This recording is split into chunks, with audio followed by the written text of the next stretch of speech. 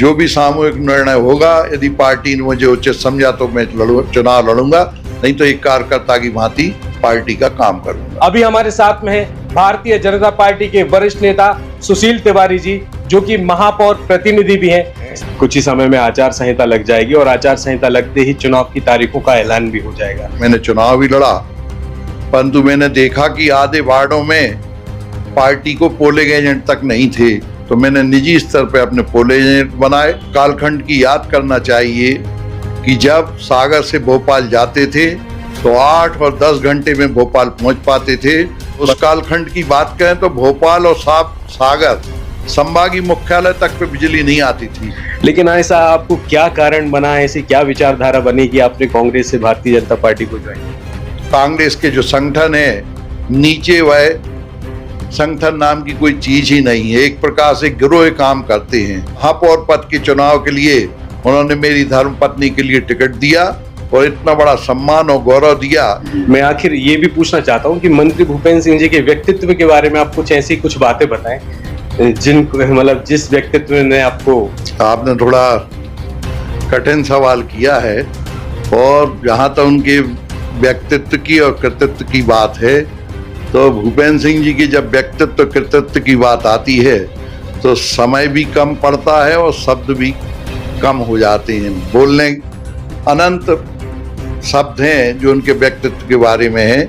तो कल पूरी हमारी नगर पालिक निगम, पूरे पार्षदगण, पूरे नागरिकगण, पूरे शहर के गणमान्य लोग, अनेक संगठन उनका भावभीना नागरिक अभिनंदन करेंगे जिसके वे पात्र हैं। मेरा सागर के सभी नागरिकों से, नौजवानों से, विभिन्न संगठनों से, भारतीय जनता पार्टी के कार्यकर्ताओं से, सभी से बहुत व्यक्तिगत आग्रह है कि कल इस बड़ी उपलब्धि के लिए भूपेंद्र सिंह जी माननीय जो हमारे नगरीय प्रशासन मंत्री हैं, उनका नागरिक अभिनंदन किया जा रहा है। तो आप सभी लोग आए, सभी लोग सादर आमंत्रित हैं और सभी लोग आकर माननीय भूपेंद्र सिंह जी के नागरिक अभिनंदन में अपनी हिस्सेदारी सुनिश्चित करें। जैसे हम एक बात करेंगे, सागर विधानसभा क्षेत्र से आपके नाम की भी हलचल है कि सुशील तिवारी जी भी दावेदारी कर रहे हैं या कर सकते हैं, इनको भी टिकट मिलेगा। हम ये मान के चलें कि आपने बीजेपी के सुपीरियर लीडर को हिंट तो कर दी है कि आप दावेदार हैं। जो भी सामूहिक निर्णय होगा, यदि पार्टी ने मुझे उचित समझा तो मैं चुनाव लड़ूंगा, नहीं तो एक कार्यकर्ता की भांति पार्टी का काम करूंगा। राजनीति समाज को एक आयाम प्रदान करती है। अच्छी राजनीति अच्छे समाज की रचना करती है और बुरी राजनीति बुरे समाज की रचना करती है। नमस्कार, मैं हूं आपके साथ में भूपेंद्र सिंह और आप रिपब्लिक सागर मीडिया के साथ हैं। मध्य प्रदेश में कुछ ही समय में विधानसभा चुनाव होने वाले हैं। मध्य प्रदेश में 230 विधानसभा सीट हैं, जो कि 10 संभागों में बटी हुई हैं। बुंदेलखंड का सागर जिला चुनाव के हिसाब से काफी अहम माना जाता है, क्योंकि सागर जिले में 8 विधानसभा सीट है, जिन पर 6 पर भारतीय जनता पार्टी है तो 2 पर कांग्रेस है। अभी मध्य प्रदेश में विधानसभा चुनाव होने वाले हैं। सागर शहर में राजनीतिक हलचल बहुत तेज होती जा रही है। सियासी संग्राम हमारे लिए देखने के लिए मिल रहा है। भारतीय जनता पार्टी के कई नेताओं में एंटी इनकम्बेंसी का भी रोल देखने के लिए मिला है, जो कि एक दल से निकलकर लगातार दूसरे दल की ओर जा रहे हैं। अभी हमारे साथ में है भारतीय जनता पार्टी के वरिष्ठ नेता सुशील तिवारी जी, जो कि महापौर प्रतिनिधि भी हैं। सर, बहुत बहुत स्वागत है आपका हमारे इस चैनल। धन्यवाद। सर, हमारा सबसे पहला आपसे ये सवाल रहेगा कि मध्य प्रदेश में अब कुछ ही समय में विधानसभा चुनाव होने वाले हैं। कुछ ही समय में आचार संहिता लग जाएगी और आचार संहिता लगते ही चुनाव की तारीखों का ऐलान भी हो जाएगा। क्या स्थिति दिख रही है खास तौर पर सागर जिले की? सागर जिले की स्थिति बहुत अच्छी है और जहां तक बात है हमारे प्रतिद्वंदी कांग्रेस पार्टी की, तो कांग्रेस पार्टी के पास कोई संगठन नहीं है। मैं 2 बार कांग्रेस की तरफ से सागर विधानसभा का मैंने चुनाव भी लड़ा, परंतु मैंने देखा कि आधे वार्डों में पार्टी को पोलिंग एजेंट तक नहीं थे, तो मैंने निजी स्तर पर अपने पोलिंग एजेंट बनाए। और आज भारतीय जनता पार्टी जो विकास का प्रतीक है, भारतीय जनता पार्टी के आने के बाद विकास की गति बहुत तेज हुई। आपको उस कालखंड की याद करना चाहिए कि जब सागर से भोपाल जाते थे तो 8 और 10 घंटे में भोपाल पहुंच पाते थे, परंतु जैसे ही उमा भारती जी आई उन्होंने पहला वायदा किया था, मैं 2.5 घंटे में भोपाल से सागर चल के आऊंगी, और ऐसी सड़क बनी, इतनी अच्छी व्यवस्थित सड़क बनी कि वो 2.5 घंटे में सागर आई। और आज सागर के लोगों को उन गड्ढों से निजात मिली, और भारतीय जनता पार्टी ने अपनी विकास की सोच को धरातल पर लाके अपने विकासवादी सोच को जनता के सामने लाए। और यही अंतर भारतीय जनता पार्टी और कांग्रेस में है। पहले बिजली की हालत यह थी माननीय दिग्विजय सिंह जी के कार्यकाल में, तो उस कालखंड की बात करें तो भोपाल और सागर संभागीय मुख्यालय तक पे बिजली नहीं आती थी, परंतु आज पूरा प्रदेश भारतीय जनता पार्टी की सोच के कारण बिजली के क्षेत्र में आत्मनिर्भर है और बिजली की किल्लत दूर हुई है। तो ये ऐसे अनेक उदाहरण हैं कि जो भारतीय जनता पार्टी के सत्ता में आने के बाद विकास के पर्याय बने, ऐसे उदाहरण, और जनता इन सब चीजों को लेकर बहुत उत्साहित है। और हमारा मानना है कि जनता भारतीय जनता पार्टी की इस विकासवादी सोच को स्वीकार करेगी और भारतीय जनता पार्टी की विजय और जीत सुनिश्चित है। अब हम ये बात करेंगे कि 2013 के विधानसभा चुनाव से आप सागर से कांग्रेस की ओर से प्रत्याशी थे जी, और लगभग 8,200 मतों से ही आप पराजित हुए थे शैलेंद्र जैन जी से। लेकिन ऐसा आपको क्या कारण बना, ऐसी क्या विचारधारा बनी कि आपने कांग्रेस से भारतीय जनता पार्टी को ज्वाइन? मैंने कांग्रेस पार्टी ने मुझे 2 बार चुनाव लड़ाया और मैंने रिकॉर्ड मत हासिल किए थे। 2013 के चुनाव में मैंने 56,000 वोट हासिल किए थे। वे पूरे वोट कांग्रेस का वोट बैंक नहीं था। मैंने अपने व्यक्तिगत जनाधार के आधार पर इतनी बड़ी संख्या में मत लिए थे, परंतु उसके बाद भी संगठन में कांग्रेस के जो संगठन है, नीचे वह संगठन नाम की कोई चीज ही नहीं है, एक प्रकार से गिरोह काम करते हैं। तो मैंने इन सब चीजों को देखा और फिर हम जिनके साथ हमने लंबे समय तक छात्र राजनीति की, माननीय शिवराज सिंह जी और भूपेंद्र सिंह जी ने हमसे बोला कि आप भारतीय जनता पार्टी में आइए, और मैंने भी चिंतन किया कि भारतीय जनता पार्टी की राष्ट्रवादी सोच है, विकासवादी सोच है। तो इन सब के कारण मैं 2013 के बाद भारतीय जनता पार्टी ज्वाइन की, और भारतीय जनता पार्टी के प्रति मैं अपनी कृतज्ञता ज्ञापित करता हूं कि अभी पिछले साल महापौर पद के चुनाव के लिए उन्होंने मेरी धर्मपत्नी के लिए टिकट दिया और इतना बड़ा सम्मान और गौरव दिया, जिसके लिए हम भारतीय जनता पार्टी के ऋणी हैं, माननीय भूपेंद्र सिंह जी के, माननीय शिवराज सिंह जी के और संगठन के ऋणी हैं कि कैसे वह योग्यता का सम्मान करती है और अपने कार्यकर्ताओं को, साधारण कार्यकर्ताओं को भी उच्च पदों पर सुशोभित करवाती है। अभी आपने बताया कि आपका कांग्रेस से भारतीय जनता पार्टी में आना मंत्री भूपेंद्र सिंह जी के माध्यम से हुआ, और कहीं ना कहीं वो कारण रहे और शिवराज सिंह जी का नाम लिया।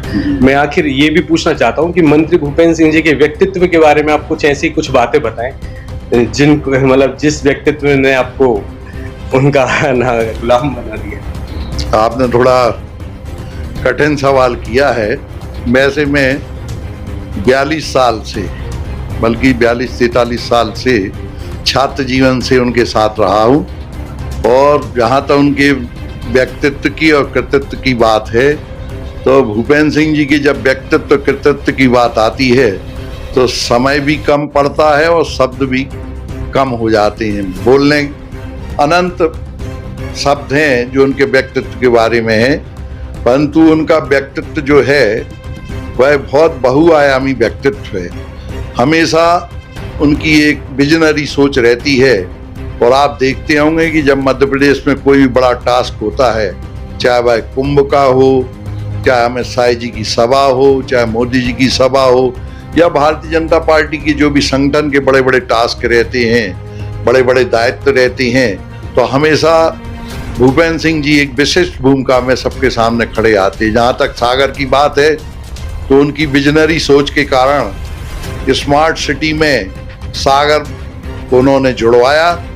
नहीं तो सागर को सभी लोग कहते थे कि कस्बा है, गांव है, परंतु उनने अपने विजनरी सोच से सागर को स्मार्ट सिटी में जुड़वाकर सागर में एक विकास की नई गंगा बहाई और उसके वो भगीरथ बन के सागर आए और सागर में उन्होंने विकास की एक नई परिभाषा, एक नई इमारत गढ़ी।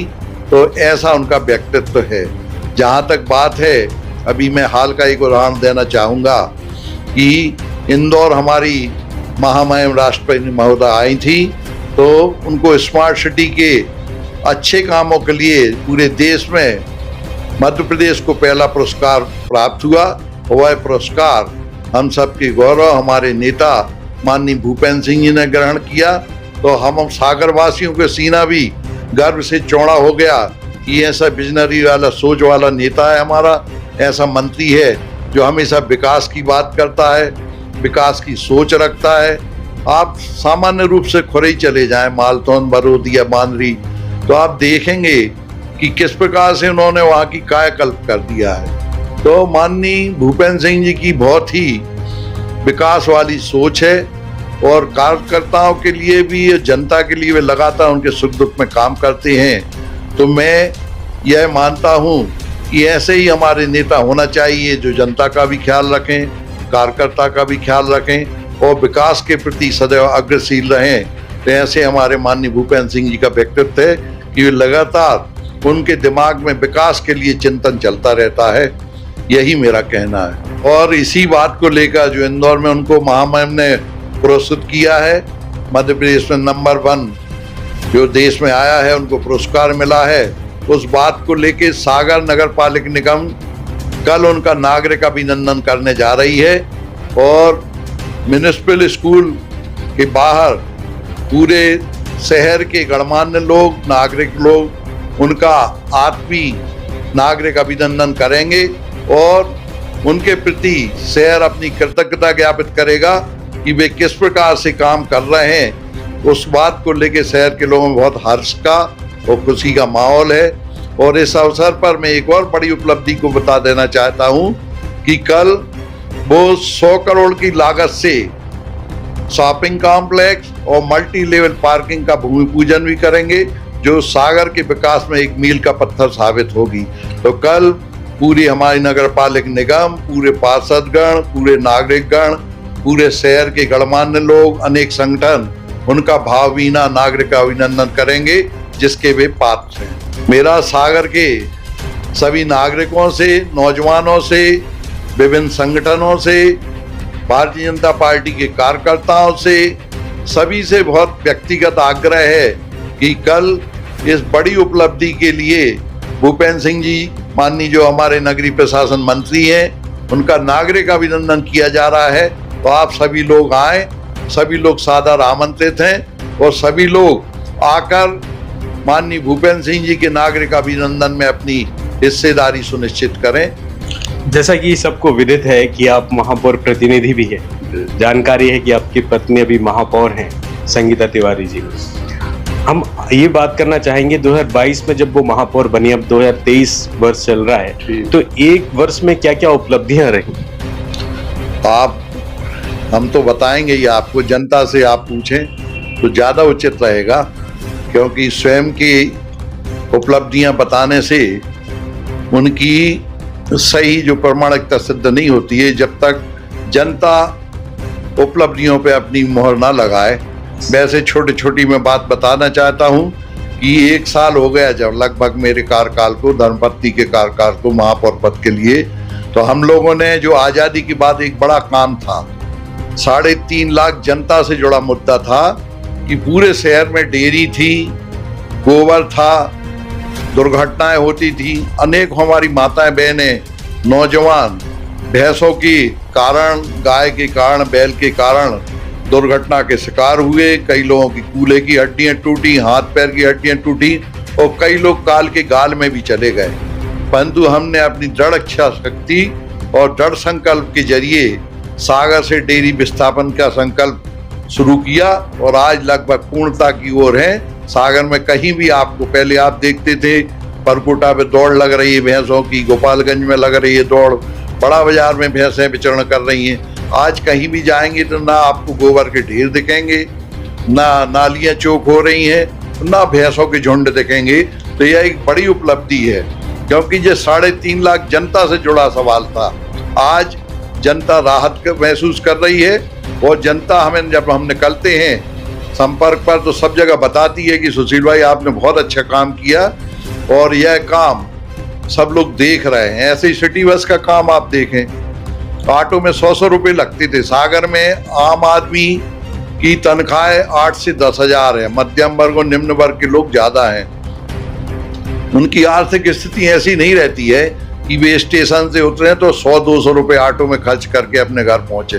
परंतु भारतीय जनता पार्टी की विकासवादी सोच को हमने माननीय भूपेंद्र सिंह जी से आग्रह किया और सिटी बस चलवाई, और आज 8 से 10 रुपये में हमारी माताएं बहनें, हमारे नौजवान, सागर का मध्यम वर्ग, गरीब व्यक्ति इन सिटी बसों में यात्रा कर रहा है और कोई कठिनाई भी नहीं हो रही है। अब एक बात और महत्वपूर्ण बता देना चाहता हूँ।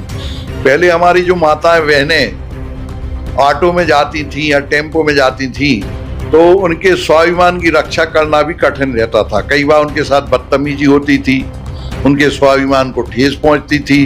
परंतु अब सिटी बसों में उनके लिए पृथक से सीटें हैं, एक पैनिक बटन भी है और कैमरे भी लगे हैं। तो आज हमारी माताएं बहनें, शहर की हमारी जो मातृशक्ति है, वह पूरे स्वाभिमान और पूरे गौरव के साथ इन बसों में यात्रा कर रही है। उसको खर्च भी कम आ रहा है, उसके सम्मान की भी रक्षा हो रही है। तो ऐसे अनेकों कार्य हैं। अभी हमने क्रिकेट का टूर्नामेंट आप करवाया था, आप भी उस बात के साक्षी हैं। पूरा देश ने उस टूर्नामेंट को देखा। इसी स्टेडियम में खेल परिसर का निर्माण हो रहा है, एलिवेटेड कॉरिडोर बन रहा है, शहर की अच्छी सड़कें बन रही हैं। अनेक ऐसे काम हैं, अटल पार्क है वह बना। अनेक ऐसे काम हैं जो जनता ने देखे कि शहर जो कभी कस्बा और गांव कहलाता था, वह आज शिवराज जी की कृपा से, उनके कृपा दृष्टि से, माननीय शिवराज जी के कारण और माननीय भूपेंद्र सिंह जी की विजनरी सोच के कारण आज सागर जो नगर निगम है वह उल्लेखनीय काम कर रही है, वह जनता को दिख रहे हैं। और जब हम निकलते हैं तो हमें जनता धन्यवाद देती है। तो बहुत काम हुए और अभी 4 साल में और अनेक ऐसे काम होंगे कि सागर, इंदौर, भोपाल और ग्वालियर के नगर निगम की श्रेणी में आने के प्रयास करेगा। अब मध्य प्रदेश में जैसे जैसे चुनाव नजदीक आ रहे हैं तो विधानसभा मतलब खासकर बुंदेलखंड के सागर जिले की हर विधानसभाओं को लेकर दावेदारियों की मतलब होड़ भी लगी हुई है। जैसे हम एक बात करेंगे, सागर विधानसभा क्षेत्र से आपके नाम की भी हलचल है कि सुशील तिवारी जी भी दावेदारी कर रहे हैं या कर सकते हैं, इनको भी टिकट मिलेगा। तो इसके बारे में क्या कहेंगे? इसके बारे में यही कहना है मेरा कि अभी जब महापौर का चुनाव हुआ था तब भी मैंने केवल अपने संगठन के नेताओं से, माननीय शिवराज जी से आग्रह किया था कि गुण दोष के आधार पर या जो भी जनता से पूछ लें आप, यदि हमारा काम सही हो तो हमें टिकट दे दें। तो इस प्रकार से भारतीय जनता पार्टी अपने सब कार्यकर्ताओं का तो रखती, ख्याल रखती है और वह लगातार सबके ऊपर उसकी नज़र भी रहती है। तो हमारा यही है, आग्रह है कि यदि पार्टी उचित समझती है, टिकट मांगना सबका अधिकार है, तो हमें यदि टिकट देगी तो हम अच्छे बेहतर परिणाम देंगे, और नहीं भी देती है तो एक अनुशासन सिपाही की भांति जिसको टिकट मिलेगा उसके लिए काम करेंगे। हम ये मान के चलें कि आपने बीजेपी के सुपीरियर लीडर को हिंट तो कर दी है कि आप दावेदार? नहीं, पार्टी का अपना एक तरीका है, पार्टी ने अपने स्तर पर नाम मांगे हैं, पार्टी तय करती है। भारतीय जनता पार्टी है ना, कार्यकर्ता आधारित दल है। सब वरिष्ठ नेता लोग सब मंथन कर रहे हैं, चिंतन कर रहे हैं। तो पूछा जाता है तो हम लोग अपनी इच्छा बता देते हैं, परंतु निर्णय पार्टी करती है। पार्टी बहुत बड़ी पार्टी है और वह उसकी सोच भी बहुत बड़ी है। मतलब भारतीय जनता पार्टी जो है उसमें कोई एक व्यक्ति या किसी के चाहने से टिकट नहीं मिलता है, बल्कि सामूहिक निर्णय होता है। तो ऊपर जो भी सामूहिक निर्णय होगा, यदि पार्टी ने मुझे उचित समझा तो मैं चुनाव लड़ूंगा, नहीं तो एक कार्यकर्ता की भांति पार्टी का काम करूंगा। एक अभी भारतीय जनता पार्टी की जन आशीर्वाद यात्रा निकली है और कांग्रेस की भी जन आक्रोश यात्रा निकल चुकी है सागर शहर से। इन दोनों के बीच का आप थोड़ा अंतर बता सकते हैं कि क्या प्रभाव पड़ा है जनता? यात्रा का यही प्रभाव है कि हमारे देश के गौरव माननीय नरेंद्र मोदी जी, शिवराज जी और भारतीय जनता पार्टी की जो सोच है विकास के प्रति, व्यक्तियों के प्रति, तो इन सब का बहुत सकारात्मक प्रभाव जनता पे पड़ रहा है। लाडली बहना को आप देखें तो कितनी हमारी बहनें लाभान्वित हो रही हैं। तो जो कर रही है भारतीय जनता पार्टी, जो बोल रही है वही करके दिखा रही है। कांग्रेस पार्टी की जन आक्रोश यात्रा के बारे में ज्यादा ही बोलना चाहता हूं, क्योंकि वह तो एक प्रकार की नकल है जन आशीर्वाद यात्रा की। परंतु आपने देखा होगा कि कितना अनुशासनहीनता हो रही थी। 3 बत्ती पे उनके जिला कांग्रेस अध्यक्ष को लोगों ने मारपीट की, कांग्रेस के लोगों ने झगड़े हो रहे थे। तो यह सब चीजें जनता के बीच में जाती हैं तो अच्छा नहीं लगता है कि आपस में लड़ रहे हैं। जब आपस में लड़ेंगे तो जनता का क्या भला होगा। परंतु भारतीय जनता पार्टी पूर्णतः अनुशासन होकर जन आशीर्वाद यात्रा निकाली और अपने उद्देश्य में सफल भी रही कि भारतीय जनता पार्टी विकास के लिए जनता का आशीर्वाद लेने निकली है और जनता ने स्वीकारोक्ति भी दी है कि हम जन आशीर्वाद भारतीय जनता पार्टी को देंगे।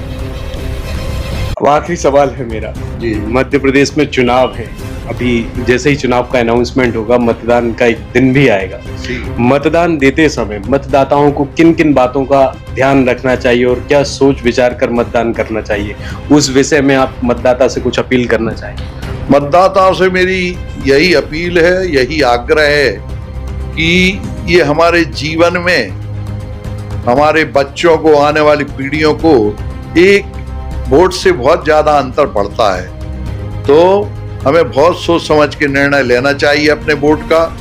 आज देख रहे हैं कि नरेंद्र मोदी जी के नेतृत्व में पूरा देश किस प्रकार से एक राष्ट्रवादी विचारधारा के अंतर्गत पूरी दुनिया में आर्थिक उन्नति की राह पे अग्रसर है। देश में जब इसके पहले प्रधानमंत्री लोग रहे तो उनको विदेशों में जाते थे तो कोई नहीं पूछता था, परंतु जब से नरेंद्र मोदी जी आए हैं तो पूरा देश अपने स्वाभिमान के प्रति बहुत सजग हो गया है। हमारे देश के लिए, हमारे समाज के लिए, हमारे बच्चों के लिए बहुत महत्वपूर्ण भूमिका अदा करता है। इसलिए सभी लोग से आग्रह है मतदाताओं से कि सोच समझ के निर्णय लें। वो अपनी राष्ट्रवादी जो विचारधारा है भारतीय जनता पार्टी की, उसको दृष्टिगत रखते हुए अपने मत का उपयोग करें। बहुत बहुत धन्यवाद सर चैनल के साथ में जुड़ने के लिए। जैसा कि आपने देखा कि अभी हमारे साथ में थे महापौर प्रतिनिधि सुशील तिवारी जी। विधानसभा क्षेत्र की ओर अगर हम नजर डालें तो सुशील तिवारी जी की भी एक प्रबल दावेदारी यहाँ पर देखी जा रही है। जैसा कि आपको जानकारी है कि भारतीय जनता पार्टी की 3 सूची यहाँ पर आई है, जिन पर पहली सूची में 39 प्रत्याशियों के नाम घोषित किए, दूसरी सूची में 39 प्रत्याशियों के नाम फिर घोषित किए और तीसरी सूची में एक महिला उम्मीदवार का नाम घोषित किया। दोनों सूची में जो पहली और दूसरी सूची में जो नाम घोषित किए हैं उसमें से पहली सूची में बंडा विधानसभा क्षेत्र से वीरेंद्र सिंह लोधी का नाम घोषित किया गया और दूसरी सूची में देवरी से ब्रज बिहारी पटेरिया का नाम घोषित किया गया। अब आने वाले समय में भारतीय जनता पार्टी किन उम्मीदवारों का नाम घोषित करेगी ये तो आने वाला समय ही बताएगा और जनता किसकी सरकार चुनेगी ये तो चुनाव परिणाम ही बताएंगे। फिलहाल इस एपिसोड में इतना ही। मैं भूपेंद्र सिंह ठाकुर रिपब्लिक सागर मीडिया की ओर से आप सभी से विदा लेता हूँ। जय हिंद, जय भारत। तो YouTube पर देख रहे हैं तो हमारे चैनल को सब्सक्राइब करें और बेल आइकन को दबाना ना भूलें।